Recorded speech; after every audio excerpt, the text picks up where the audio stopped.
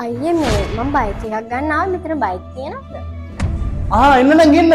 Bicycle තියෙනවා. නංගි මොන වගේ බයික් එකක්ද බැලුවේ? අයියේ මට ඕන මගේ හබීට අලුත් බයික් එකක් ගන්න. මට චුට්ටක් මෙතන තියෙන බයික් එක තියෙනවද? අපේ ළඟ ඩිස්කවරි දාති තියෙනවා. ඩිස්කවරි හොඳයිද? නෑ නෑ අයියේ අර ලොකු බයික් එකක් තියෙන්නේ. අර මේ දවස්වල ට්‍රෙන්ඩ් වෙලා තියෙන්නේ. එහෙනම් පල්සර් N160ක් තියෙනවා. මේක හොඳයිද? චියා මේ මොකදනේ මේක නෙවෙයි. අර තියෙන්නේ මේ මොනවාද බ්‍රේස් වලින් බයික් එකක් තියෙන්නේ. අන්න ඒක. NS 400 එක ගැනද කියන්නේ? නෑ නෑ අනේ ඒකත් මේ අර මොකද්ද 100cද මොකද්ද හැම එකක් තියෙන්නේ. City 100 එක ගැනද කියන්නේ? මේ තියෙනගේ City 100 එක මේ අලුතෙන් ආපු Bajaj City 100 එක. ඔව් අන්න ඒක තමයි.